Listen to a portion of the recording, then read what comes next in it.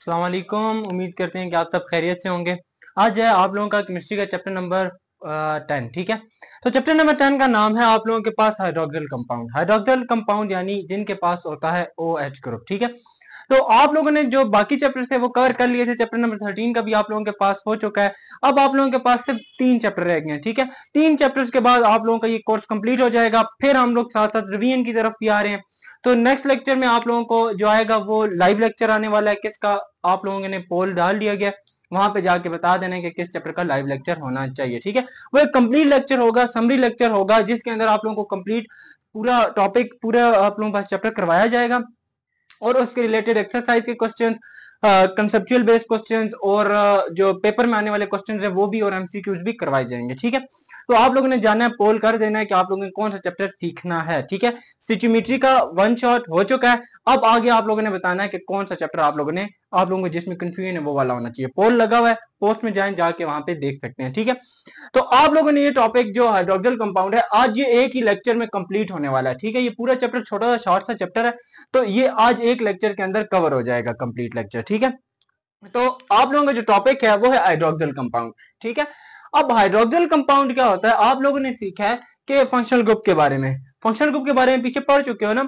तो functional group में आप लोगों ने सीखा था कि हाइड्रोक्सिल कंपाउंड होते हैं जिनके साथ OH ग्रुप अटैच होता है, जिनके साथ OH ग्रुप अटैच होता है। तो यहां से हम लोग देख लेते हैं, हाइड्रोक्सियन को बोला जाता है जिनके पास OH नेगेटिव होता है। ठीक है, ये OH के ऊपर नेगेटिव चार्ज होता है, यही अटैच हो किसी के साथ भी हाइड्रोक्सिल कंपाउंड उन्हें बोला जाता है। और ये हाइड्रोक्सिल कंपाउंड ज्यादातर होते हैं अल्कोहल। क्या होते हैं? अल्कोहल। ठीक है, तो हम लोग अल्कोहल को देखते हैं। अल्कोहल का आप लोगों ने फंक्शनल ग्रुप पढ़ा था। ठीक है, जब फंक्शनल ग्रुप सीख रहे थे तो फंक्शनल ग्रुप में आप लोगों को पढ़ाया गया था अगर अल्काइल ग्रुप के साथ OH ग्रुप अटैच हो जाए, अगर अल्काइल ग्रुप के साथ OH ग्रुप अटैच हो जाए तो वो आप लोगों के पास बन जाता है अल्कोहल। किससे पता चला है? इसके OH से। ठीक है, OH से आप लोगों को पता चल रहा है कि अल्काइल ग्रुप है। ठीक है, तो यहां पे R क्या चीज होगी? R वो कोई भी ऑर्गेनिक कंपाउंड हो सकता है। ठीक है, कोई भी ऑर्गेनिक कंपाउंड होगा, ऐसा ऑर्गेनिक कंपाउंड होगा जिसके पास एक हाइड्रोजन कम होगी। तो हम लोग इसके साथ CH3 भी लगा सकते हैं, C2H5 भी लगा सकते हैं, C3H7 भी लगा सकते हैं। तो इस तरह के कंपाउंड इसके साथ OH के साथ जुड़े हुए होंगे R की जगह पे। ठीक है, तो मिला के चेक करते हैं, एग्जाम्पल लेते हैं कि कैसे बनेंगे। ठीक है, अगर हम लोग क्या करें, CH3 को अटैच करवा दें OH के साथ तो ये अल्कोहल बन गया। ठीक है, C2H5 को अटैच करवा दिया, ये भी अल्कोहल बन गया। अब इनकी नेमिंग की तरफ आते हैं कि नाम क्या है। इसका नाम है मिथानल। ठीक है, आप लोगों को जब पढ़ाया था उस टाइम पे बताया था कि नाम कैसे दिए जाते हैं। और दूसरे वाला है इथानल। ठीक है, तो इनको नाम देने का क्या तरीका होता है, नाम देने का दोबारा तरीका सिखा देता हूँ। पहले इसका नाम दिया जाता है, फिर OH का नाम साथ लिखा जाता है। OH की जगह पे आप लोग नेमिंग के साथ लगाते हो OL। क्या लगाते हो? OL। और पीछे इसका नाम लगाया जाता है। ठीक है, CH3 किसको बोलते हैं? इथेन को। CH3 आप लोगों के पास किसको बोला जाता है? मीथेन को। ठीक है, अब ये जो ई लगाया इस ई को नहीं लिखा जाता, बस ये इसका नाम बन जाता है मिथानल। ठीक है, समझ आ गई ये नाम किस तरह देना है। दूसरे का नाम दे के चेक करते हैं। दूसरे के नाम में क्या करना है? C2 कार्बन जिसके पास 2 हो उसको क्या बोला जाता है? इथेन। ठीक है, उसको क्या बोला जाता है? इथेन। तो लास्ट में क्या करना है? ई नहीं लगाते। ठीक है, ई को हटा के इसकी जगह पे लगा देते हैं OL। इस तरीके से इसका नाम बन जाता है। अगर मैं इससे ज्यादा पे जाऊं, मैं अगर बोलूं कि C3H5 नहीं है, यहाँ पे मैं एक और बना देता हूं, C3H7OH। ये अब ये नया अल्कोहल आ गया है क्योंकि OH ग्रुप अटैच है ना। तो इसका नाम कैसे आप लोग दोगे? 3 को क्या बोलते हो? प्रोपेन। लास्ट में ई को हटा के OL लगा दो, ये इसका नाम हो गया प्रोपानॉल। ठीक है, यही तरीका कार है आप लोगों के पास नाम देने का। समझ आ गई अल्कोहल की। अब अल्कोहल की जो रेंज होती है वो चीज याद रखनी है कितनी होती है। तो याद रखना कि इसके पास सिंपल अल्कोहल भी होते हैं और कॉम्प्लेक्स अल्कोहल भी पाए जाते हैं। ठीक है, जो सिंपल अल्कोहल होते हैं और दूसरे होते हैं कॉम्प्लेक्स अल्कोहल। ठीक है, तो सिंपल अल्कोहल में जो आप लोगों के पास चीज ऊपर बने हैं ना, यही वाले आते हैं, जिसमें मिथानल हो गया, और इथेनॉल वगैरह, ये सारे इसमें आते हैं। आप लोगों के पास लो ऑर्गेनिक कंपाउंड जो होते हैं अल्कोहल के, वो आप लोगों के पास आते हैं सिंपल ऑर्गेनिक कंपाउंड यानी सिंपल अल्कोहल के अंदर, ठीक है। अगर कम्प्लेक्स की बात करें, कम्प्लेक्स में लार्जर मॉलिक्यूल आ जाते हैं, जैसे कि आप लोगों के पास ग्लूकोज, ठीक है, कोलेस्ट्रोल, ये जो होते हैं, देखो आखिर में ओएल नजर आ रहा है ना, यही आप लोगों के पास होते हैं बड़े कंपाउंड, ठीक है। ये आ जाते हैं कम्प्लेक्स अल्कोहल के अंदर, ठीक है। जो लार्जर मॉलिक्यूल होते हैं वो आते हैं कम्प्लेक्स के अंदर, और जो सिंपल मॉलिक्यूल्स होते हैं या कंपाउंड होते हैं वो आते हैं सिंपल अल्कोहल के अंदर। अब आप लोगों के पास जो टॉपिक की तरफ आते हैं, टॉपिक आप लोगों का यहाँ से स्टार्ट होता है क्योंकि मैंने बेसिक समझा रहा था कि अल्कोहल होते क्या है। तो आप लोग, अगर मैं डायरेक्ट टॉपिक की तरफ आता तो आप लोग पूछते ये एथेनॉल होती क्या चीज है। तो एथेनॉल का यहाँ पे देख के आप लोगों को यहाँ से पता चल गया इथेनॉल का स्ट्रक्चर ये होता है, ठीक है। तो अब इसको समझना आसान है, ठीक है। तो पहला टॉपिक है कि मैन्युफैक्चरिंग ऑफ इथेनॉल, एथेनॉल बनते कैसे हैं, ठीक है। तो बनने का तरीका है बाय फर्मेंट, दो तरीके पढ़ाऊंगा, ठीक है। दोनों आसान है, दो ही तरीके हैं, आसान है। आप लोगों को सिंपल लफ्ज में समझा दूंगा कि आप लोग जो चीजें याद रखनी है वो चीजें याद रख लो, इजीली आप लोग कर सकोगे, कोई भी आप लोगों के पास दे दिया जाए। पहले है बाय फर्मेंटेशन ऑफ अल्कोहल, कि आप लोगों ने ग्लूकोज की फर्मेंटेशन करवानी है, bye fermentation of glucose. Glucose की फर्मेंटेशन करवाओगे तो आप लोगों के पास इथेनॉल बनेगा, ठीक है। ग्लूकोज की क्या करवानी पड़ेगी, फर्मेंटेशन, ठीक है। फर्मेंटेशन के लिए आप लोगों के पास पहले होना चाहिए रॉ मटेरियल, ठीक है। रॉ मटेरियल क्या होगा, किसकी फर्मेंटेशन करवा रहे हो, ग्लूकोज की ना। तो मतलब आप लोगों के पास जो रॉ मटेरियल है वो है ग्लूकोज C6H12O6, ये होता है ग्लूकोज का फॉर्मूला। तो फॉर्मूला याद रख लो, रॉ मटेरियल होता है ग्लूकोज, ठीक है। क्या होता है, ग्लूकोज। अब इस ग्लूकोज की फर्मेंटेशन करवाओगे तो इथेनॉल बनेगा, ठीक है। तो अब आप लोगों के पास कुछ कंडीशंस आप लोगों ने याद रखनी है कि इन कंडीशंस को फॉलो करते हुए आप लोगों ने करवानी है इसकी फर्मेंटेशन, ठीक है। अब कंडीशन क्या है, पहला टेम्परेचर, टेम्परेचर कितना देना है इसको, टेम्परेचर इसको देना है 25 टू लेके 35 सेल्सियस तक, ठीक है। ज्यादा टेम्परेचर नहीं रहना, 25 टू 35 टेम्परेचर यानी कि रूम टेम्परेचर पे फर्मेंटेशन करवाई जाती है, ठीक है। और मेन चीज इसके साथ आप लोग एक चीज इस्तेमाल करने वाले हो, वो ये है कि आप लोगों ने एब्सेंस ऑफ ऑक्सीजन में करवानी है, ऑक्सीजन इसके साथ ऐड नहीं होनी। तो ये समझ लो कि ग्लूकोज को एक डब्बे में बंद करोगे या उसमें से ऑक्सीजन को निकाल दोगे, फिर उसको कुछ दिनों तक छोड़ दोगे, ठीक है। 20-25 दिन तक छोड़ दोगे, वो खुद ब खुद वहां पे इथेनॉल बनना शुरू हो जाएगा, ठीक है। समझ आ गई है कि आप लोगों ने क्या करना है, यहाँ पे एब्सेंस ऑफ ऑक्सीजन, ठीक है। पहले क्या बताया है कि टेम्परेचर ज्यादा नहीं करना, रूम टेम्परेचर भी रखना है और ग्लूकोज को बंद करके ढक के रखना है, ठीक है। उसको ऑक्सीजन ना पहुंचे, ठीक है। ऑक्सीजन पहुंचेगी तो वो गलना सड़ना शुरू हो जाएगा, ऑक्सीजन उसको नहीं पहुंचनी चाहिए, तब ही वो ग्लूकोज इथेनॉल के अंदर कन्वर्ट होगा, ठीक है। अब आप लोगों से एक सवाल है, अगर आप लोग कोई भी खाने की चीज जिसके अंदर ग्लूकोज है, क्या उसको जब बाहर छोड़ते हो इतने अरसे के लिए उसको फंगस लगती है, यीस्ट होता है कि नहीं होता। यार आप लोग खुद देख लो कि आप लोग जो आटा होता है गूंदने के बाद रात को बाहर छोड़ दो या 1 या 2 दिनों बाद, आप लोगों ने देखा होगा वो खमीरा हो जाता है, ठीक है। आप लोगों ने देखा होगा कि वो फूल जाता है, ठीक है। वो फूल किसकी वजह से होता है, यीस्ट की वजह से। जब वो यीस्ट की वजह से फूल रहा होता है, फूल जाता है ना, आप लोग फिर उस आटे की रोटी पकाओ तो वो देखो बड़ी और नरम रोटी होती है, ठीक है। वो उसको फंगस लग जाती है, फंगस यीस्ट होती है। तो हम लोग यहाँ पे इथेनॉल भी यीस्ट की मदद से बनाएंगे, किसकी मदद से, यीस्ट की मदद से। अब यीस्ट के लिए उसको ज्यादा अरसे तक छोड़ना पड़ता है, ठीक है, ताकि उसके अंदर यीस्ट का इस्तेमाल किया जाता है और ग्लूकोज इथेनॉल के अंदर कन्वर्ट हो जाता है। तो मतलब आप लोगों ने कंडीशन के बाद मेन चीज जो इसके अंदर एंजाइम्स का इस्तेमाल करना है, जो एंजाइम जिसकी वजह से आप लोगों के पास इथेनॉल बनेगा, ये प्रोसेस फर्मेंटेशन का होगा, वो होता है यीस्ट की मदद से, ठीक है। आप लोगों ने खमीर देखा हुआ है, वो खमीर ही होता है, ठीक है। इस खमीर को ही आप लोग क्या बोलते हो, यीस्ट का नाम देते हो। ये यीस्ट ही क्या करता है, एक फंगस होती है, ठीक है। ये क्या करती है, ग्लूकोज को इथेनॉल के अंदर कन्वर्ट करती है, ठीक है। तो आप लोगों ने ये एंजाइम्स और ये कंडीशन याद रखनी है, फिर आना है इसके रिएक्शन की तरफ, किसकी तरफ, रिएक्शंस की तरफ, कि रिएक्शन कैसे होगा। तो रिएक्शन का क्या तरीका कार है, आप लोगों ने ले लिया ग्लूकोज C6H12O6, इसको कंडीशन में क्या देना है, 25 टू 35 सेल्सियस टेम्परेचर और यीस्ट, ठीक है। यीस्ट की मदद से आप लोगों ने एंजाइम यूज किया जो इसको किसके अंदर कन्वर्ट कर देता है, इथेनॉल के अंदर, C2H5OH, और साथ में कार्बन डाइऑक्साइड भी रिलीज होती है, ठीक है।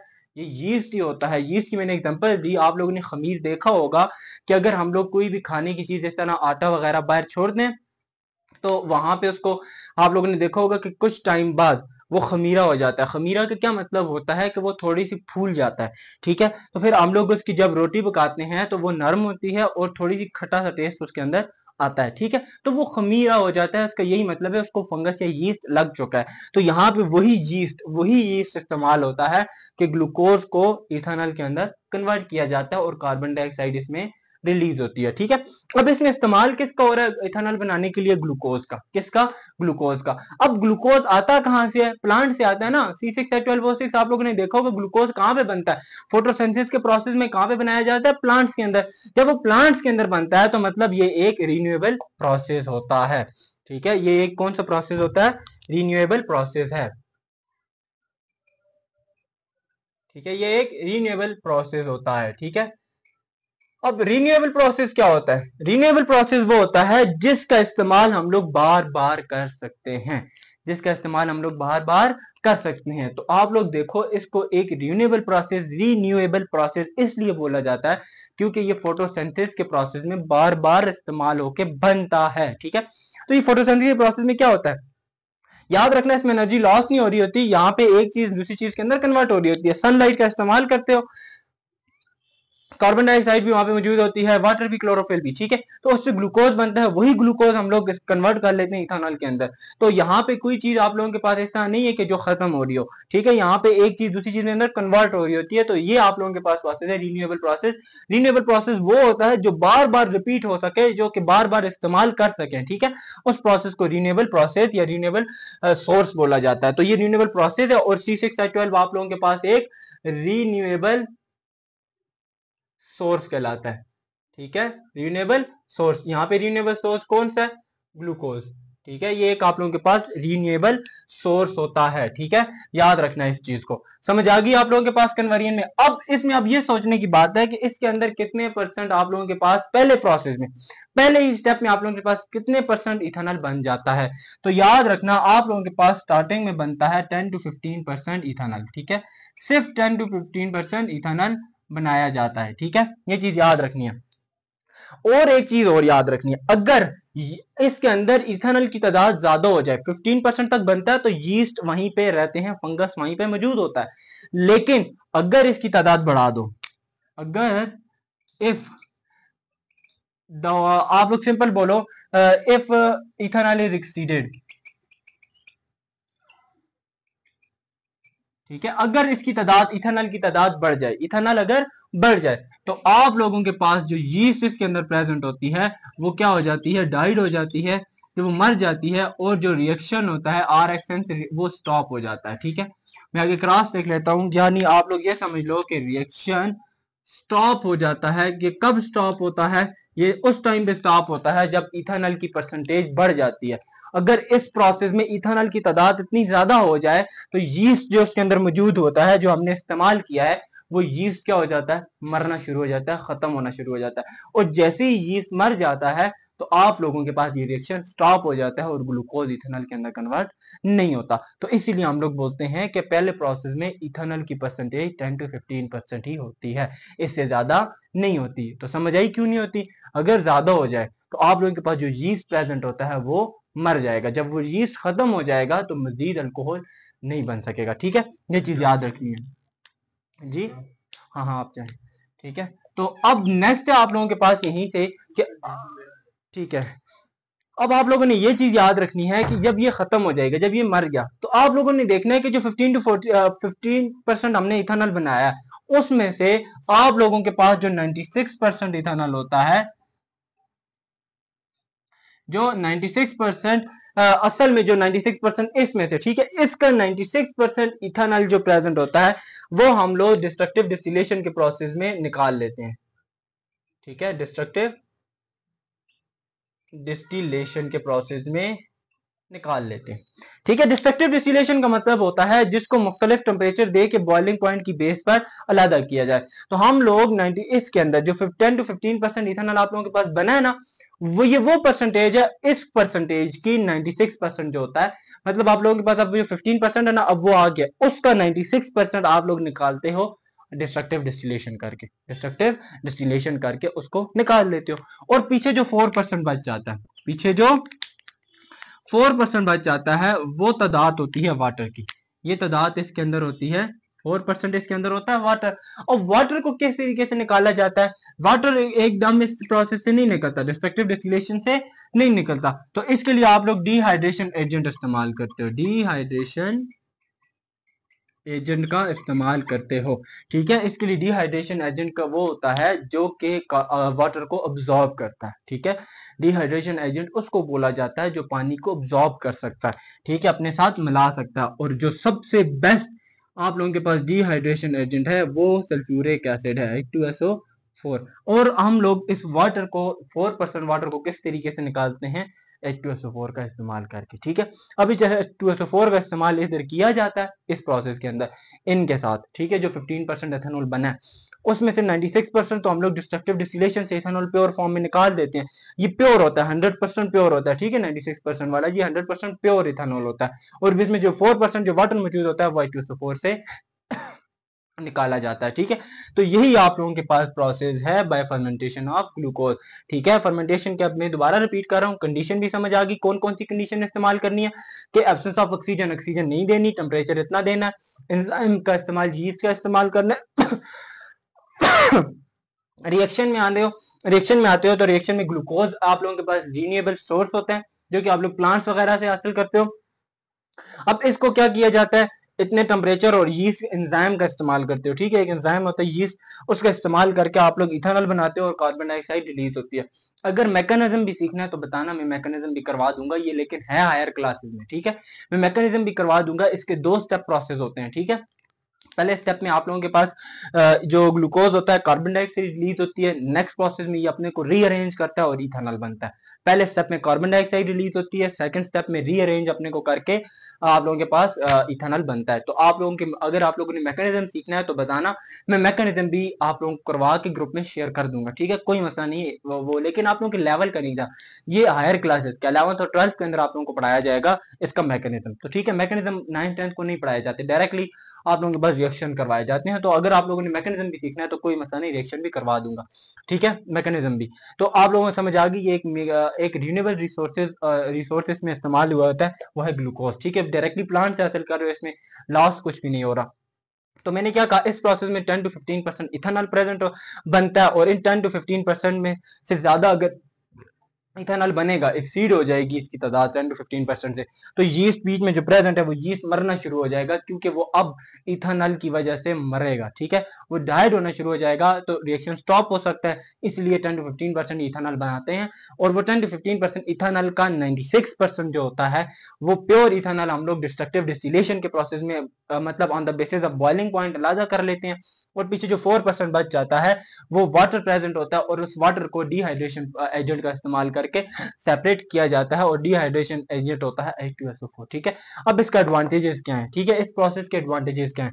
पहला, रीन्यूएबल सोर्स, मतलब इसके अंदर इतना खर्चा नहीं आता, रीन्यूएबल सोर्स और इस्तेमाल हो रहा होता है, रीन्यूएबल सोर्स का इस्तेमाल इसके अंदर किया जाता है। ठीक है, तो रीन्यूएबल सोर्स होता है, इसीलिए हम लोग बोलते हैं कि इसका ये एडवांटेज है कि हम लोग बार बार इसका इस्तेमाल करके एक मजीद अमाउंट, एक लार्ज अमाउंट ऑफ इथेनॉल आप लोग इसमें बना सकते हो। ठीक है, तो यही था आप लोगों का ये वाला टॉपिक। अब जाएंगे इसका सेकंड टॉपिक पे। ठीक है, कि पहला प्रोसेस तो पढ़ लिया, bye fermentation of glucose. Next वाला इससे भी आसान है। ठीक है, उसमें डायरेक्टली वाटर के साथ रिएक्शन करवाना है। ठीक है, मैं रेज कर दूं। अब आप लोगों के पास है टॉपिक सेकंड पार्ट। ठीक है, तो पहला आप लोगों ने फर्मेंटेशन तो सीख ली, मेरा थोड़ा मुंह का मसला है। ठीक है, चालू हुआ इस वजह से आवाज थोड़ा इशू कर रही है। सेकंड है आप लोगों के पास बाय हाइड्रेशन ऑफ इथीन। ठीक है, हाइड्रेशन ऑफ इथीन किसको बोलते हैं? हाइड्रेशन, पहले नाम को समझना है, नाम से ही आप लोगों के पास सारी चीज समझ आ जाएगी। ठीक है, हाइड्रेशन को देखते हैं, हाइड्रेशन किसको बोला जाता है? हाइड्रेशन बोला जाता है एडिशन ऑफ वाटर को। ठीक है, H2O इसमें ऐड हो रहा होता है। तो सेकंड चीज आप लोगों को बताइए, किसके अंदर ऐड हो रहा होता है? इथीन के अंदर। इथीन का मतलब होता है जिसके दरमियान होता है डबल बॉन्ड और 2 कार्बन हो। इसका मतलब 2 कार्बन और दरमियान में डबल बॉन्ड, तो ये होता है इथीन का formula, CH2 double bond CH2, ठीक है, समझ आ गई इथीन के फॉर्मूले की। तो अब इसके लिए आप लोगों के पास रॉ मटेरियल कौन सा चाहिए, ठीक है, पहले रॉ मटेरियल देख लेते हैं, फिर उसके बाद कंडीशंस को देखेंगे, ठीक है, बेसिक स्टेप बाय स्टेप चलना सीखो, ठीक है। सबसे पहले इसके लिए रॉ मटेरियल आप लोगों को क्या चाहिए, वाटर चाहिए और इथीन चाहिए, ये दो रॉ मटेरियल होंगे। अब कंडीशन क्या है, कंडीशन ये है कि इसको हाई टेम्परेचर देना पड़ेगा, ठीक है, तो हाई टेम्परेचर तकरीबन 300 सेल्सियस टेम्परेचर देना पड़ेगा और प्रेशर भी बहुत ज्यादा करना पड़ेगा, तकरीबन 6 atm प्रेशर। अब भी हम पे जो टेम्परेचर लग रहा है वो 1 atm है, हमारे ऊपर जितना प्रेशर लग रहा है इसका 6 गुना ज्यादा प्रेशर आप लोगों ने उस जगह पे देना होगा, ठीक है।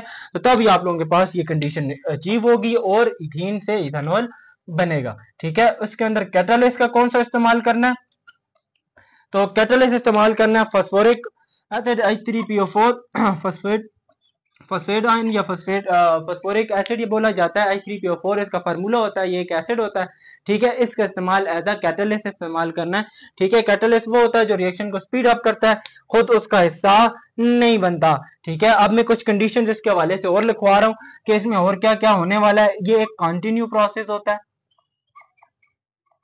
ठीक है, ये कंटिन्यूस प्रोसेस इसलिए होता है कि ये बार बार कंटिन्यू चलता रहता है। शुरू में जब हम लोग इसको करवाते हैं ना रिएक्शन, तो बहुत स्मॉल अमाउंट ऑफ इथेनॉल आप लोगों के पास बनता है, तो इसको बार बार करवा के रिपीटिशन करवाई जाती है, बार बार रिपीटिशन करवाई जाती है, आफ्टर रिपीटिशन, रिपीटिशन करवा करवा के, मतलब बार बार एक ही प्रोसेस करवा के हम लोग 96% इसमें से इथेनॉल ले लेते हैं, ठीक है। 96% इथेनॉल इसमें बनाया जाता है, समझ आ गई है। 96% इथेनॉल तब बनता है जब रिपीटिशन होती है, एक ही प्रोसेस में नहीं बनता, बार बार इसको करवाते हैं, रिपीट करवाते हैं, एक दफा करवाया फिर दोबारा रिएक्शन करवाया फिर दोबारा रिएक्शन करवाया, बार बार रिएक्शन करवा करवा के हम लोग 96% इसमें से इथेनॉल ले लेते हैं, जो कि आप लोगों के पास प्योर फॉर्म में होता है, ठीक है, जो आप लोगों के पास प्योर फॉर्म में होता है। अब मैं इसका रिएक्शन करवा के बताता हूँ रिएक्शन कैसे होना है, यानी कि प्रोसेस होता कैसे है, प्रोसेस को अब सीखिएगा, ठीक है। आप लोगों ने क्या करना है, सबसे पहले HCH2 double bond CH2 ethene ले लिया, इसका रिएक्शन करवा दिया वाटर के साथ। जब वाटर के साथ रिएक्शन करवाएंगे, तो वाटर के साथ रिएक्शन करवाते हुए मैंने कुछ कंडीशन बताई हैं कि टेम्परेचर कितना देना पड़ेगा, 300 सेल्सियस टेम्परेचर और 6 atm प्रेशर। तो ये आप लोग दोगे तो अब होगा क्या, अब ये होगा कि जो वाटर का मॉलिक्यूल है ये दो हिस्सों में टूटेगा, H और OH, ठीक है, ये दरमियान से टूट जाएगा, एक H और OH। यहाँ पे क्या है, CH2 डबल बॉन्ड CH2, इसका भी एक बॉन्ड टूट जाएगा। अब एक कार्बन का भी एक बॉन्ड कम हो गया, दूसरे कार्बन का भी एक बॉन्ड कम हो गया। पता है कार्बन कितने बॉन्ड बनाता है, 4 बॉन्ड बनाता है। तो यहाँ पे कार्बन के कितने बॉन्ड बने हुए हैं, 2 हाइड्रोजन के साथ एक ये, तो मतलब कार्बन के 3 बॉन्ड बने हुए, एक बॉन्ड कम है। दूसरे कार्बन का गिनो, 2 हाइड्रोजन के साथ बने हुए, एक ये कॉमन बॉन्ड बना हुआ है, तो ये हो गए 3 बॉन्ड, एक बॉन्ड कम है। तो जब ये टूटता है तो एक चीज इसके साथ आ जाती है, दूसरी इसके साथ, तो इसके साथ आएगा तो क्या बन जाएगा, CH3, इसके साथ ये चीज आएगी तो क्या हो जाएगा, CH2 और साथ में लिखा जाएगा OH, क्योंकि ये OH CH2 के साथ अटैच हो जाता है। इससे आप लोगों के पास देखो CH3 CH2 OH, OH साथ आ गया ना, यानी अल्कोहल, तो ये चीज बनी है इथेनॉल। क्या बना है, इथेनॉल। इसको इस तरीके से भी लिख सकते हो, C2H5OH, ठीक है, दोनों एक ही तरीके हैं, दोनों सेम टू सेम है। तो ये इस प्रोसेस में आप लोगों के पास बनता है इथेनॉल। समझ आ गई इथेनॉल किस तरीके से बनता है, ये एक फास्ट प्रोसेस होता है, ठीक है, मतलब एक जम जल्दी से ही बनता है इसके अंदर, लेकिन कम अमाउंट बनती है, लेकिन प्योर अमाउंट बनती है, ठीक है, इसमें कोई वाटर शाटर इसके साथ नहीं बन रहा होता, ठीक है। वाटर का इस्तेमाल किया जाता है तो डायरेक्टली प्योर इथेनॉल बनता है, कोई वाटर नहीं बनता। लेकिन जब मैं फर्मेंटेशन करवा रहा था, फर्मेंटेशन के रिजल्ट में आप लोगों के पास वाटर भी बन रहा था ना, मतलब वो एक इम्प्योर फॉर्म है। हम पहले उसको डिस्ट्रक्टिव डिस्टिलेशन का प्रोसेस करवाते थे, फ्रिक्शनल डिस्टिलेशन का प्रोसेस करवाते थे। तो फ्रिक्शनल डिस्टिलेशन के प्रोसेस में आप लोग वाटर को और प्योर इथेनॉल 96% इथेनॉल और 4% वाटर को अलग अलग करते थे, ठीक है, उस प्रोसेस से। लेकिन यहाँ पे प्योर फॉर्म बनती है तो अलग करने के लिए किसी प्रोसेस की जरूरत ही नहीं है, क्योंकि जो इथेनॉल बना है प्योर बना है, और जो फर्मेंटेशन में बनता है वो इम्प्योर बनता है, ठीक है। कंपेरिजन में आप लोग सीख जाओगे, कंपेरिजन करवाता हूँ दोनों प्रोसेस का, ठीक है, गौर से सुनना। ये एक होता है नॉन रिन्यूएबल प्रोसेस, ये जो इसके अंदर हम लोगों ने वाटर इथीन इस्तेमाल किए ना, ये नॉन रिन्यूएबल है और कॉस्टली है, ठीक है। इथीन लाओगे, इथीन पैसों का मिलेगा, ठीक है, वो कॉस्टली है, एक दफा इस्तेमाल कर लिया, उससे जो इथेनॉल बन गया बस बन गया, उसको दोबारा हम लोग इस्तेमाल नहीं कर सकते। ठीक है, इसलिए क्या है, महंगा है और कॉस्टली है। तो मतलब इसके अंदर नॉन रिन्यूएबल सोर्सेज होते हैं, ये होता है रिन्यूएबल सोर्स। ठीक है, रिन्यूएबल सोर्स, जैसा कि आप लोगों के पास ग्लूकोज वगैरह आते हैं।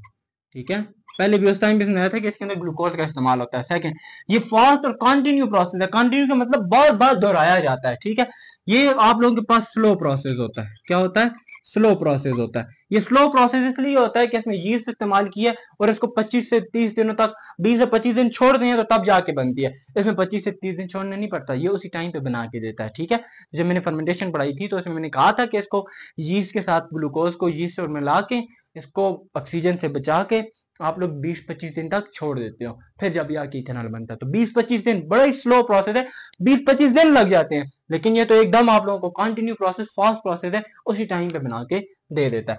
ये प्योर एथेनॉल होती है, ये आप लोगों के पास इम्प्योर एथेनॉल होती है, मतलब इसमें 20 to 25 डेज लग जाते हैं। ठीक है, ये आप लोगों के पास इम्प्योर होती है। अब आप लोग बोलो कि इम्प्योर तो नहीं होती, याद रखना कि आप लोगों के पास इसमें इम्प्योर इसलिए होती है कि इथेनॉल के साथ साथ आप लोगों के पास वाटर भी मौजूद होता है। ठीक है, और लास्ट में हम लोग डिहाइड्रेशन एजेंट का इस्तेमाल करके उस वाटर को वहां से निकालते हैं। तो मतलब कि इसके साथ वाटर भी यानी कोई इम्प्योरिटी मौजूद है, तो इसलिए हम लोग इसको इम्प्योर बोलते हैं, क्योंकि इसके साथ वाटर अटैच है। इसके साथ वाटर नहीं अटैच होता, ये प्योर इथेनॉल होती है। इसके लिए हाई टेम्परेचर और प्रेशर चाहिए। मैंने बताया ना, इसके लिए टेम्परेचर आप लोगों को कितना चाहिए, 300 सेल्सियस टेम्परेचर हाई टेम्परेचर, और हाई प्रेशर 6 atm प्रेशर चाहिए। लेकिन इसका जो टेम्परेचर है वो मॉडरेट होता है। ठीक है, मॉडरेट टेम्परेचर चाहिए।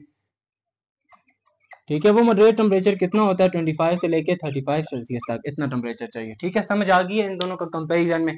तो आप लोगों के पास ये थोड़ी कॉस्टली होती है, थोड़ा महंगा पड़ता है, ये आप लोगों के पास महंगा नहीं पड़ता, लेकिन ये क्या है, टाइम कंज्यूमिंग, बहुत ज्यादा टाइम लेता है, लेकिन ये फास्ट प्रोसेस है, ये जल्दी देता है। तो आप लोगों की मर्जी, आप लोग इथेनॉल बनाने के लिए कौन सा इस्तेमाल करते हो, कि आप लोगों को पैसे बचाने हैं या टाइम बचाना है। अगर पैसे बचाने हैं तो फिर ये इस्तेमाल करो, अगर टाइम बचाना है तो फिर ये इस्तेमाल करो, मर्जी तुम लोगों की, आप लोग इथेनॉल बनाना चाहते हो जो सा प्रोसेस इस्तेमाल करो।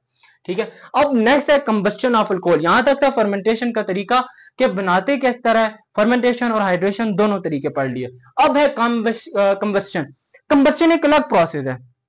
ठीक है, कंबस्शन किसको बोला जाता है, कंबस्शन को, अल्कोहल को छोड़ो, पहले कंबस्शन सीखो।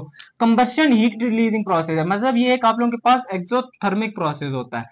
क्या होता है, एक्सोथर्मिक प्रोसेस। एक्सोथर्मिक प्रोसेस वो होता है जिसमें हीट रिलीज हो रही होती है, हीट रिलीज होती है, मतलब कि यहाँ पे अल्कोहल की कंबस्शन करवाई जाएगी, अल्कोहल से हीट को निकाला जाएगा। तो अब अल्कोहल क्या हीट करता है, यानी हाँ, ये फ्लेमेबल होता है। क्या होता है, फ्लेमेबल।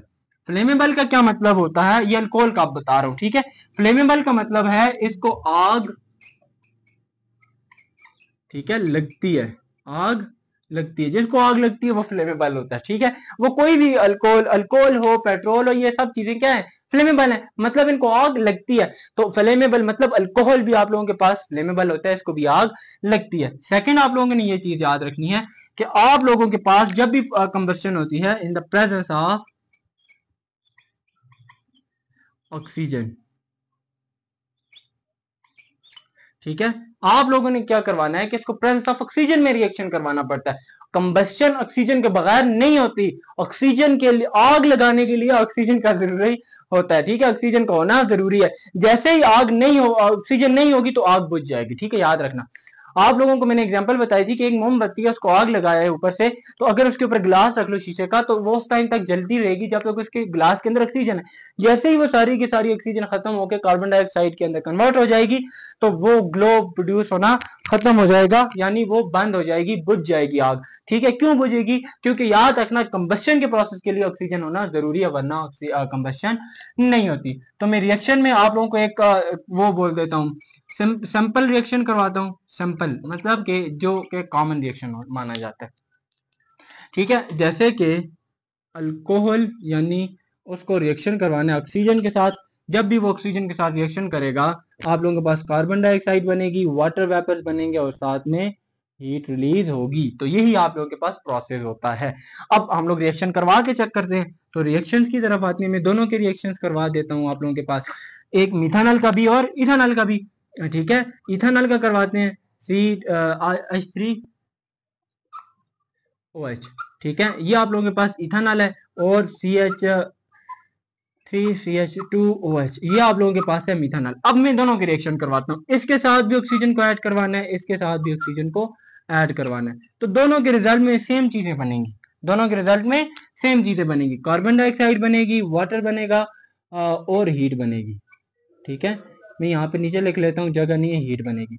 इसके प्रोसेस में भी कार्बन डाइऑक्साइड बनेगा, वाटर बनेगा, और साथ में हीट रिलीज होगी। तो बाद में इसको बैलेंस कर देना है। बैलेंस किस तरह करोगे कि यहाँ पे कितनी ऑक्सीजन मौजूद है, यहाँ पे 3 और 2, और ठीक है। आप लोग इसको हटा के बैलेंस करने का तरीका सीखोगे कि बैलेंस किस तरीके से किया जाता है। 2 ऑक्सीजन इधर लगा दोगे, अब इसका रिएक्शन करवाओगे तो 2 कार्बन डाइऑक्साइड बनते हैं, और 3 मॉलिक्यूल ऑफ वाटर के बनते हैं, अगर 3 ऑक्सीजन के मॉलिक्यूल अटैच हों तो, ठीक है। इस तरीके से आप लोग बैलेंस करोगे। बैलेंस करना बहुत जरूरी होता है, ठीक है। बैलेंस का ये मतलब होता है कि एक तरफ जितने रिएक्टेंट की तादाद है उतनी ही प्रोडक्ट की तादाद है। ऐसा नहीं है कि रॉ मटेरियल कम है, प्रोडक्ट इतना ज्यादा बन जाए, ख्वाम ख्वाह बन गया भाई, माने हमने चीजें कम लाई हुई है तो उससे ज्यादा, मतलब कि ये समझ लो कि हम लोगों ने 2 देगें पकाई हैं, वो 50 बंदों के लिए काफी है, तो वो 100 बंदे आ जाए तो फिर क्या करेंगे, ठीक है। यही मसला है कि रॉ मटेरियल बढ़ाना पड़ेगा, तो इसलिए यहाँ पे हम लोग चीजें बढ़ा देते हैं ताकि वो बराबर हो सके, ठीक है। दोनों साइड पे बैलेंस किया जाता है, तभी ये चीज जरूरी होती है। याद रखना केमिस्ट्री के अंदर बैलेंसिंग सीखना बहुत जरूरी है, बैलेंसिंग सीखो, ठीक है। नेक्स्ट पे जाते हैं, लास्ट टॉपिक है इसका, इस चैप्टर का।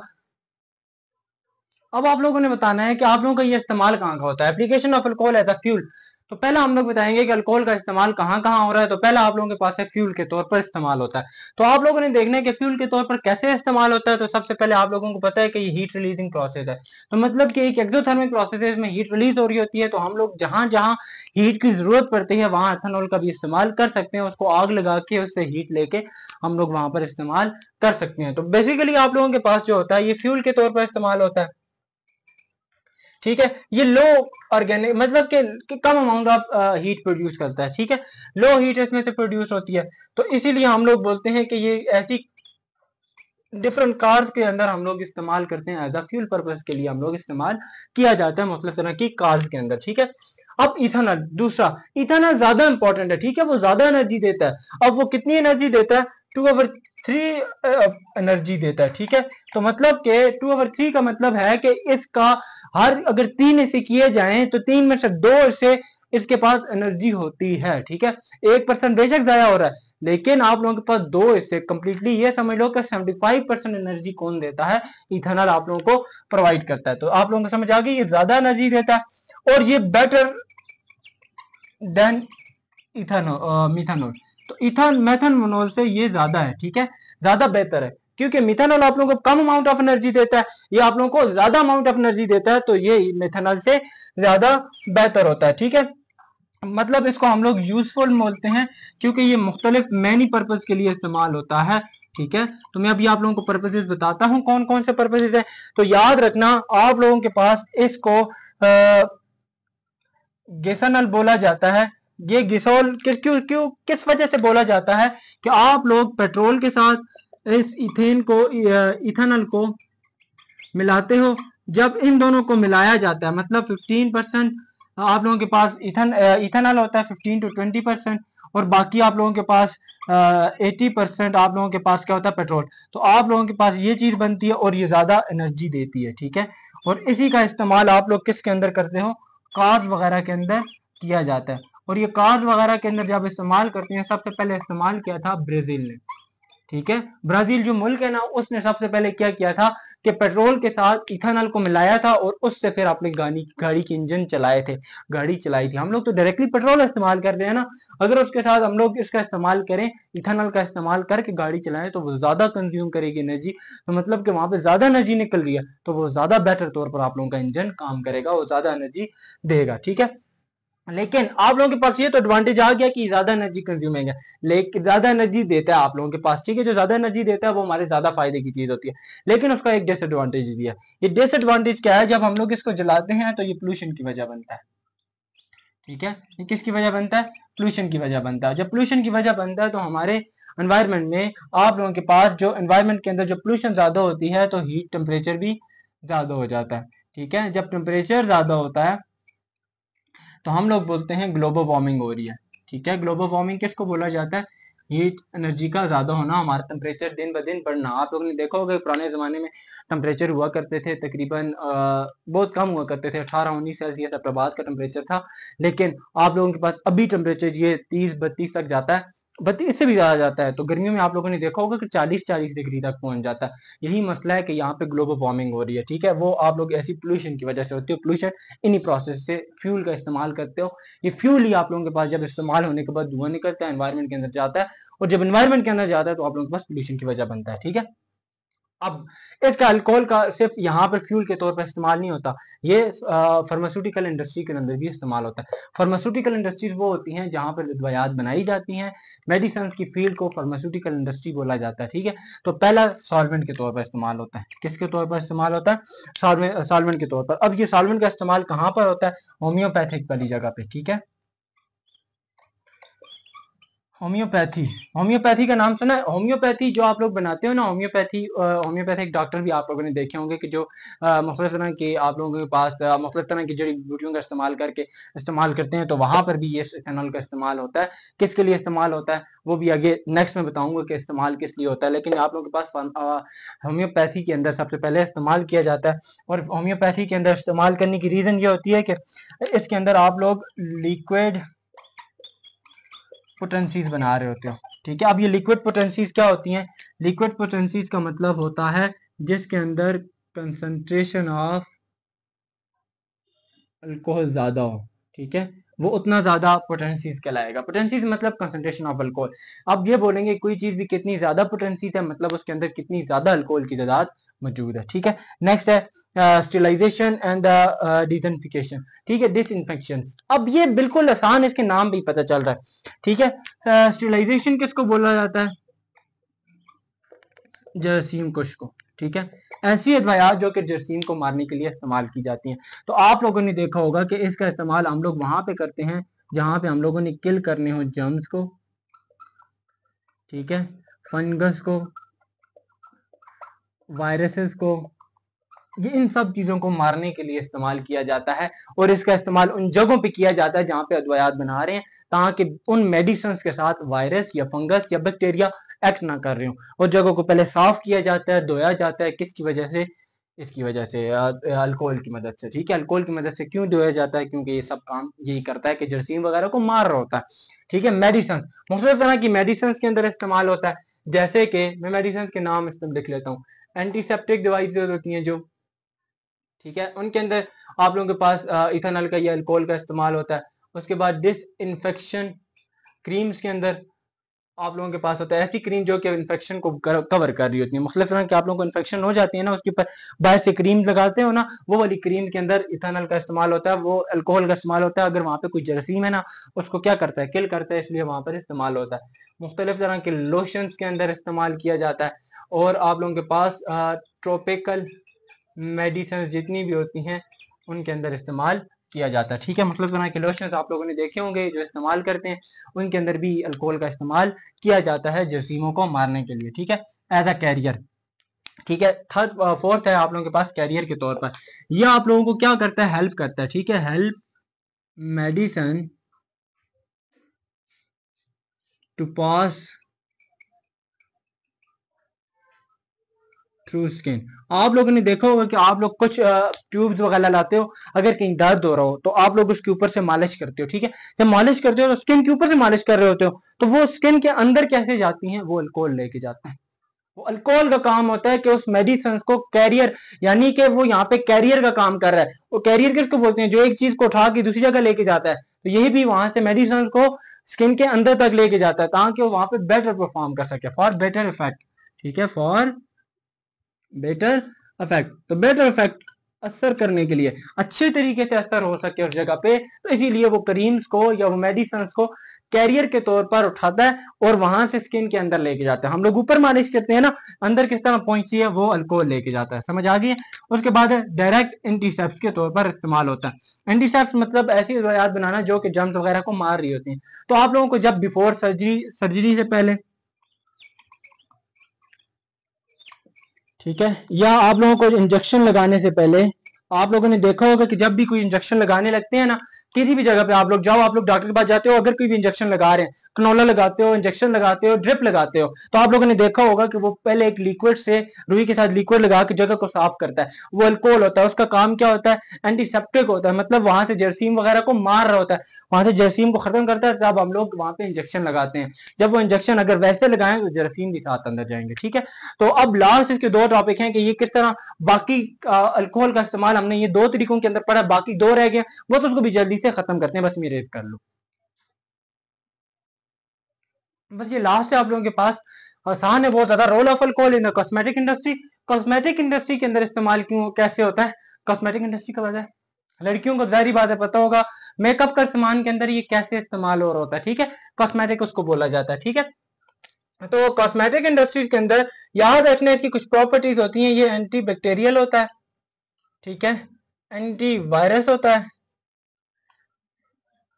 ठीक है, और यानी कि आप लोगों के पास एंटी फंगस होता है। ठीक है, तो ये प्रॉपर्टीज इसकी होती है कि ना ये बैक्टीरिया को खत्म करता है, फंगस को खत्म करता है, और वायरस को खत्म करने वाला होता है। इसीलिए ये आप लोगों के पास किसके जगह पे इस्तेमाल होता है, ये इस्तेमाल होता है टोनर्स के अंदर। ठीक है, ये इस्तेमाल होता है मुख्तलिफ तरह की परफ्यूम्स के अंदर, आप लोगों ने देखा होगा परफ्यूम्स के अंदर इस्तेमाल होता है। ये स्किन लोशंस के अंदर इस्तेमाल होता है। तो ये टोनर्स, परफ्यूम, स्किन लोशंस, इनकी बताने की जरूरत तो नहीं, आप लोगों को पता होगा, लड़कियों को ज्यादा अच्छे से पता होगा कि टोनर क्या चीज होती है, मेकअप के सामान के अंदर टोनर क्या चीज होती है, ये लड़कियां खुद बताएंगी। ठीक है, परफ्यूम्स के अंदर इस्तेमाल होता है, क्योंकि परफ्यूम्स लड़के भी इस्तेमाल करते हैं। ठीक है, स्किन, मुख्तलिफ तरह के स्किन लोशंस इस्तेमाल किए जाते हैं। तो ये स्किन लोशंस आप लोगों ने देखे होंगे कि आप लोगों के पास मुख्तलिफ तरह के लोशंस आप लोग इस्तेमाल करते हो, जो आप लोगों के पास जो खुश्की के लिए होते हैं, कि यानी आप लोगों की ड्राई स्किन हो, आप लोगों के पास ऑयली स्किन हो, मुख्तलिफ तरह के लोशंस आते हैं हर एक के लिए, तो वहां पे इस्तेमाल किए जाते हैं। तो ये इनके अंदर ये वाली प्रॉपर्टीज होती हैं, इसीलिए हम लोग यहाँ पे इस्तेमाल करते हैं। अब इनके अंदर और कौन सी प्रॉपर्टीज होती हैं, ये इंग्रेडिएंट के तौर पर इस्तेमाल होते हैं। ये एज अ इंग्रेडिएंट, इंग्रेडिएंट का मतलब होता है एज अ रॉ मटेरियल इनके अंदर इस्तेमाल हो रहे होते हैं, क्योंकि इसका मेन काम क्या होता है, इसका मेन काम होता है एडहेसिव, मतलब दो चीजों को जोड़ के रखना। इट प्रिवेंट द सेपरेशन, ये दो चीजों को अलग नहीं होने देते। तो मतलब कि इनकी एडहेसिव प्रॉपर्टी होती है। एडहेसिव प्रॉपर्टी स्किन को बोला जाता है, जो कि आप लोगों के पास दो चीजों को आपस में जोड़ के रखती है। एडहेसिव मतलब दो चीजों को जोड़ने में हेल्प करना। तो ये एडहेसिव प्रॉपर्टीज होने की वजह से ये मुख्तलिफ तरह की क्रीम्स के अंदर इस्तेमाल करती हैं, जो कि आप लोगों की स्किन के ऊपर इस्तेमाल करते हो। तो आप लोगों ने देखा होगा कि जब आप लोग मेकअप का सामान इस्तेमाल कर रहे होते हो, तो वो आप लोग अपनी स्किन के ऊपर लगाते हो, तो जब वो क्रीम होती है आप लोगों की स्किन के साथ क्यों चिमट जाती है। वो आप लोगों की ऐसा तो नहीं है कि आप लोगों ने देखा होगा, आप जिस जगह पे भी लगाओ वहां पे क्रीम रहती है, उल्टा करने से गिरती तो नहीं है। वो क्यों नहीं गिरती, वो क्यों चिपक जाती है, उसके अंदर अल्कोहल होता है। अल्कोहल की होती है एडहेसिव प्रॉपर्टी, वो दोनों चीजों के दरमियान यानी स्किन और क्रीम दोनों को आपस में जोड़ने का काम करता है। तो ये होता है कॉस्मेटिक्स के अंदर इसका यूज। अब impact of alcohol on everyday life, everyday life में जो पीछे सारे पढ़े हैं ना, ये सारे भी उठा के इसके अंदर लिख सकते हो कि एवरीडे लाइफ में कहाँ कहाँ इस्तेमाल हो रहा होता है। ये सॉल्वेंट के तौर पर इस्तेमाल हुआ है, बताया कहाँ इस्तेमाल होता है। डिस इन्फेक्शन, डिस इन्फेक्शन मतलब इन्फेक्शन को खत्म करने के लिए इस्तेमाल होता है। बताया था कि बिफोर सर्जरी इस्तेमाल हो रहा होता है, जहाँ पे आप लोगों को कट वगैरह लगते हैं, कट वगैरह, उसके ऊपर क्रीम लगाते हो उसको खत्म करने के लिए, इन्फेक्शन को कम करने के लिए वहां इस्तेमाल होता है। मेडिकल फील्ड के अंदर इस्तेमाल होता है, इंडस्ट्रियल फील्ड के अंदर इस्तेमाल होता है, हाउस होल्ड में क्लीनिंग पर्पज के लिए इस्तेमाल करते हो। ठीक है, तो इंडस्ट्रियल फील्ड के अंदर आप लोगों को रॉ मटेरियल के तौर पर भी इस्तेमाल होता है। कॉस्मेटिक इंडस्ट्री के अंदर इस्तेमाल हो रहा है, तो देखो कि वो एज ए इंग्रेडिएंट भी वहां पे इस्तेमाल हो रहा होता है। तो मेडिकल फील्ड का मैंने इतना बड़ा लेक्चर पहले दिया है, इसी टॉपिक में 10 मिनट पीछे जाओ, आप लोगों ने देखा होगा कि इंडस्ट्रियल फील्ड के अंदर मैंने बताया कि इंडस्ट्रियल फील्ड के अंदर कैसे इस्तेमाल हो रहा है। क्या आप लोग ऐसे जगहों पे इस्तेमाल करते हो जहाँ पे जरासीमों को खत्म करना हो, आप लोगों को ऐसी जगहों पे इस्तेमाल करते हो जहाँ से मेडिसिन स्किन के अंदर जा सके, तो मतलब ये मतलब तरह की मेडिकल फील्ड के अंदर इस्तेमाल होता है। बोलते हैं कि ड्यूरिंग कोविड 19 के दौरान आप लोगों ने सैनिटाइजर देखे थे, आप लोगों की जो सैनिटाइजर की बोतल है जरासीम को मारने के लिए आप लोग हाथों पे इस्तेमाल करते थे। तो कोविड 19 के अंदर इसका बेस्ट रोल था कि ये कोरोना वायरस को खत्म कर रहा था। कि आप लोग क्या करते थे, खाने पीने से एक दूसरे के साथ हाथ मिलाने से पहले सैनिटाइजर का इस्तेमाल करते थे, हाथ मिलाने के बाद सैनिटाइजर का इस्तेमाल करते थे। तो वो सैनिटाइजर के अंदर ये अल्कोहल का इस्तेमाल हो रहा है, क्योंकि ये वहां पे जरासीम को खत्म कर रहा होता है। यही था आप लोगों का चैप्टर, यहाँ पे चैप्टर खत्म हो चुका है। मैं अभी आप लोगों को ये एमसीक्यूज करवाने के बाद अपनी आईडी देने वाला हूँ। ठीक है, वो इंस्टाग्राम आईडी है, इंस्टाग्राम की आईडी में आप लोगों को दूंगा, आप लोगों ने इंस्टाग्राम आईडी पे जाना है आप लोगों को किसी भी चीज की मुश्किल पेश आ रही है, आप लोगों ने कोई असेसमेंट आप लोगों को नहीं आती, आप लोगों को कोई लेक्चर की किसी जगह की समझ नहीं आई, उस जगह से वीडियो से स्क्रीनशॉट लो, मेरी तरफ वहां पे पर्सनल में भेजो। बेशक फॉलो करने की जरूरत नहीं है, मर्जी आप लोगों की, फॉलो करते हो नहीं करते आप लोगों की मर्जी है, ठीक है, उसके लिए हमें फॉलोअर्स की जरूरत नहीं है। हम ये चाहते हैं कि आप लोगों की जितनी कंफ्यूजन हो सके वो हम लोग दूर कर सकें, ठीक है, कंफ्यूजन को दूर कर सकें। हम लोगों ने ग्रुप्स बनाए थे, लेकिन हमें कुछ इस तरह फील हुआ है कि लड़के हों या लड़कियां, वो थोड़े से इनसिक्योर फील कर रहे थे कि आप लोग व्हाट्सएप की तरफ नंबर शेयर हो रहा है तो कोई मसला नहीं, आप लोगों के लिए इंस्टाग्राम आईडी इसलिए बनाई है कि वहां पे तो नंबर का कोई इश्यू नहीं है, आप लोग डायरेक्टली जाके मैसेज कर सकते हैं। मैं अभी ये करवाने के बाद आप लोगों को आईडी शेयर कर रहा हूँ। पहले कि ethanol can be manufacture by, ethanol को बनाने के कौन से तरीके हैं, फर्मेंटेशन ऑफ ग्लूकोज ये भी तरीका है, हाइड्रेशन ऑफ इथीन ये भी तरीका है। तो इसका ऑप्शन क्या होगा, बोथ ए एंड बी और नन, तो मतलब इसका आंसर होगा बोथ ए एंड बी। तो मतलब के इन दोनों प्रोसेस से आप लोग इथेनॉल बना सकते हो। सेकंड, अगर रेक्टिफाइड स्पिरिट को क्या बोला जाता है, रेक्टिफाइड स्पिरिट क्या चीज होती है, रेक्टिफाइड स्पिरिट वो होता है जिसके अंदर कंसंट्रेशन ऑफ इथेनॉल बहुत ज्यादा होती है। तो कितने परसेंट होगी, 96%, ठीक है, 96% अगर उसके अंदर है तो वो इथेनॉल होगी, 100% होते ही नहीं है। आप लोगों ने देखा होगा कि 96% ही मैक्सिमम बनती है, बाकी 4% तो वाटर होता है, ठीक है, तो मैक्सिमम जितनी बनती है वो वाली आप लोगों के पास रेक्टिफाइड स्पिरिट कहलाएगी। अब गैसोहॉल, अभी मैं समझाया था कि गैसोहॉल किस तरीके से बनता है अभी पीछे, कि जिसमें आप लोग, ब्राजील ने सबसे पहले किया था कि पेट्रोल के साथ किस चीज को ऐड करवाया था, इथेनॉल को। तो यहाँ पे पेट्रोल और डीजल, यानी कि ये नहीं है पेट्रोल और इथेनॉल, पेट्रोल और इथेनॉल के मिलने से गैसोहॉल बनता है, ठीक है। और इथेनॉल की तादाद भी कितनी होनी चाहिए, 10-15% या 10 to 15% से लेके 20% तक, ठीक है, बाकी 80% पेट्रोल होता है। Which catalyst is used for the hydration of ethene, ethene के कैटलिस्ट कौन सा इस्तेमाल किया जाता है, क्या यीस्ट, यीस्ट तो आप लोगों ने देखा था कि फर्मेंटेशन के अंदर एंजाइम के तौर पर काम कर रही होती है, H3PO4 इस्तेमाल किया जाता है, ठीक है। अब आप लोगों को ये बताओ कि H2SO4 कहाँ इस्तेमाल होता है, H2SO4 फर्मेंटेशन के प्रोसेस के अंदर ही आप लोग वाटर को रिमूव करने के लिए H2SO4 का इस्तेमाल करते हो, डिहाइड्रेशन एजेंट होता है, ठीक है। निकल इसमें कहीं भी अभी तक इस्तेमाल नहीं हुआ इस चैप्टर के अंदर, ठीक है, यहीं तक था आप लोगों का चैप्टर। अब मैं आप लोगों को आईडी दे रहा हूँ, ठीक है, आप लोगों ने ध्यान से देखना है, ठीक है। मैं आप लोगों के सामने आईडी लिख लेता हूं अपनी, ठीक है। तो आप लोगों ने क्या करना है, इस आईडी पे जाके, आप लोगों को किसी भी चीज की समझ नहीं आई, नेक्स्ट टॉपिक भी अगर होते हैं ऐसे जिसकी समझ नहीं आ रही होती, तो आप लोग डायरेक्टली पर्सनल में मैसेज कर सकते हो, ठीक है। आप लोगों को कोई इशू वहां पे पेश नहीं आएगा, ठीक है। मैं खुद वहां पे हूँ, वहां पे किसी कोई लिंक वगैरह कोई ग्रुप नहीं है, पर्सनल में आओगे, पर्सनल की बात है कि सिर्फ डायरेक्टली मेरे साथ कांटेक्ट में आओगे, ठीक है। तो वहां पे फिक्रमंद होने की जरूरत नहीं है, ठीक है। तो आईडी का नाम है,